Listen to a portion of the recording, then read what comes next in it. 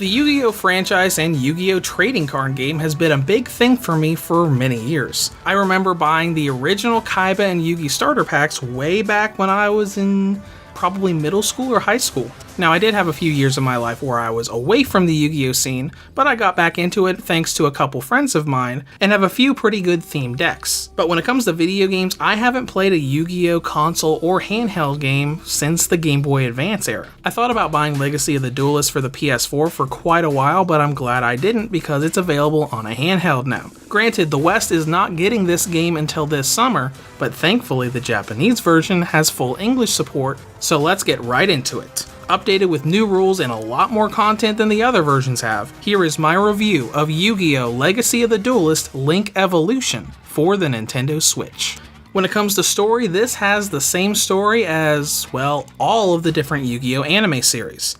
All the story DLC from the original release is built into the Switch version, along with some new stuff, so you get to see all of the major story stuff from Yu-Gi-Oh!, GX, 5D, Zexal, Arc V, and a few preview-ish duels from the Yu-Gi-Oh! Vrain series.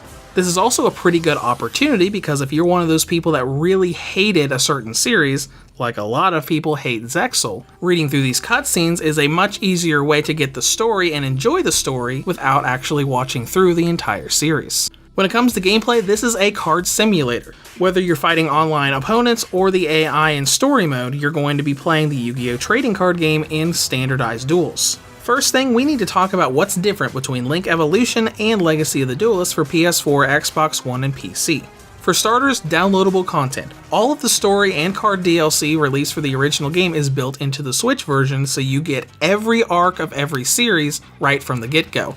No partial arcs, no arcs left out, all the way down to the final season of GX that never got an English dub, but it is here for you to experience. Next on the list is Link Summoning. The way the game is played has been updated to include the Link Summoning rules that were introduced to the trading card game in late 2017.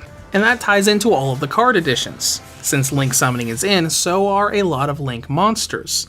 And not only Link monsters, but a lot of other cards that have come out since then have been added to the roster. Now, we're not completely updated with every card that's available now. Like all the new stuff that just came out in the Dual Power Pack is not in this game, but we do have everything updated up to about November or December of 2018. That means you can now collect and make decks around some of the new support cards like Red Eye's Baby Dragon and Blue Eye's Chaos Dragon. But this update didn't bring all good. The ban list this game uses I really don't like. And that's because it isn't a real ban list. It takes bits and pieces from some ban lists that have been in the OCG or Japanese Yu-Gi-Oh! Scene and the TCG, the Western World Yu-Gi-Oh! Scene.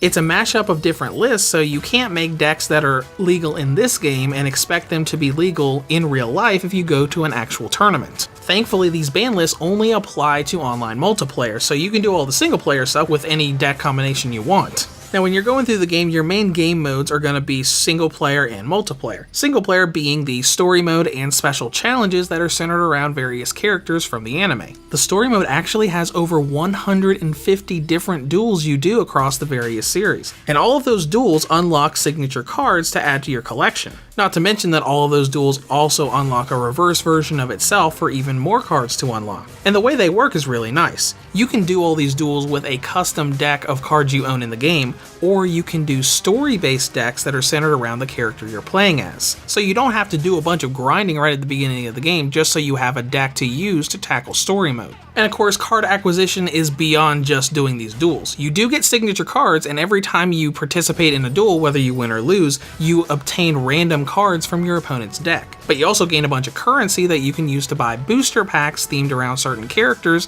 and certain archetypes. But do note that the booster packs are different than the original game. Some cards that were in Yugi's booster pack in the original game might be in Yuya's booster pack in this game. I've actually been working the past few days on helping the cardhub.net update their database for Link Evolution. So if you play through and are wondering what comes out of what, feel free to go over to their database, or you can ask me directly because I have access to their spreadsheet. Now, you've got a lot of stuff you can do and all the duels you can do and all the deck editing you can do, and really there is a ton of content here. Each story duel will probably only take you about 10 to 15 minutes early on, and once you start getting into pendulum summoning, it'll probably go up to about 20 minutes. But either way, going through story mode is going to take you at least 25 to 30 hours, and if you go back and do all the reverse duels, you can easily double that. Now let's dive into presentation. Graphically, it looks really nice, and all of the cards are nice and crisp and clear. There's a slight amount of blurriness to them in handheld mode, but that's mostly in the thumbnails, not the actual descriptions. The 3D animations also look nice and clear, and just so you know, the repetitive animations that happen every time key monsters attack from the original game have been completely removed, taking that repetition away with it. Performance is where I have a few nitpicks here and there. The game does tend to run slow from time to time, especially once you get into the more extensive combos that pendulum summoning introduces. This is mostly on the AI side, so you'll probably find some duels where you'll be waiting like 10 or 15 seconds between some AI card plays before it resumes and plays like normal. The bigger problem is crashing. It crashes seemingly at random in the middle of duels, and it's crashed on me about half a dozen times over the probably 25-30 hours I've played. That isn't terribly often, but it's something you need to watch out for. Now let's dive into battery life, which I knew would be pretty high. Link Evolution has a battery range of 3 hours and 52 minutes on high settings, up to 5 hours and 42 minutes on low settings. Now, in conclusion, Link Evolution all around is just a better version of the original game. It's got updated rules, a lot more cards, and it fixed those repetitive animations. Now, the downside, the game does have some hiccups in its performance and uses a really unrealistic ban list for both OCG and TCG players. But if you're a Yu-Gi-Oh fan who wants a game full of content or just wants to mess around with some of the new cards that are too expensive to buy at the moment, this definitely offers you a ton of bang for your buck and should definitely check it out when it releases this summer. Reviews to Go rates Yu-Gi-Oh! Legacy of the Duelist Link Evolution for the Nintendo Switch an 8 out of 10.